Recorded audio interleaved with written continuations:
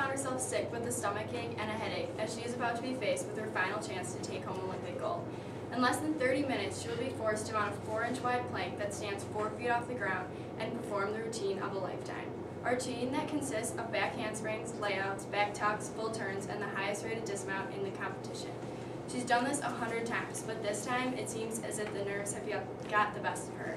She finds herself failing to be able to execute the entire routine perfectly. Finally, the announcer calls Shawn Johnson to the stage. Now is her time to prove that those practice runs don't matter. This right here is the only routine that will matter in the end. It was 1992 when Doug and Terry welcomed their first and only child, Shawn, into the world. Shawn would start her journey off much different than many other babies, however, as when she was born, the doctors immediately diagnosed her with an APGAR score of only 0. An APGAR score is a test that is given to every newborn the minute after they are delivered. It scores the newborn on skin coloration, pulse, reflexes, and the breathing pattern.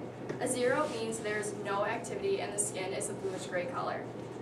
It took Shawn a surprising 24 hours before she was able to reach a healthy score of 2. This wouldn't be the first time that Shawn proved to everyone that become perfect takes a lot of time, but soon enough she would be setting her sights for that perfect 10.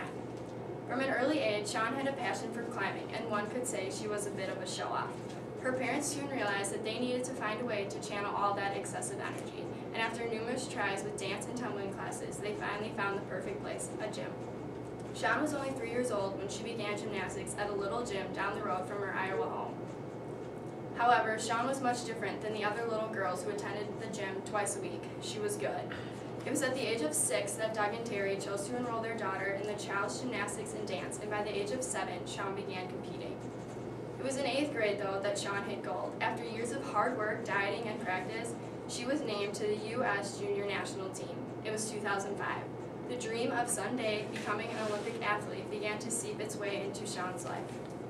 After a full day of school, Shawn would have to quickly get to practice, which started at 3:30. Practice consisted of core training, conditioning, endurance work, and could last anywhere up to 4 hours. During those 4 hours, she would focus mostly on her routine, spending 50 minutes on each apparatus. After every routine was up to par with her coaches, she would then make her way to the endurance training. She ran shuttle runs every night at 9 o'clock. I could never imagine that. However, the thing that consumed most of Shawn's life was the strict diet she was kept to. As an 8th grader, we want to consume every single ounce of sugar we can, but as a gymnast, sugar slows down the body. One day of an unhealthy diet could ruin the next day of practice.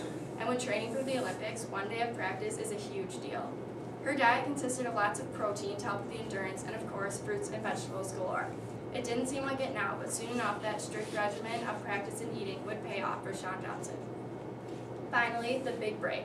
In 2005, Shawn Johnson became the 4th ever American women's gymnast all-around champion. This break guaranteed her a spot in the 2008 Beijing Olympic trials. Johnson walked onto the floor an underdog. Being only 16, it was her first appearance in the Olympics, so this made the other gymnasts, coaches, and spectators look right past her. But soon they learned that this 4'9" stick of dynamite was about to blow up the competition. After the first day of trials, her, along with teammate Nastya Lukin, had become huge contenders in the fight to bring home the gold.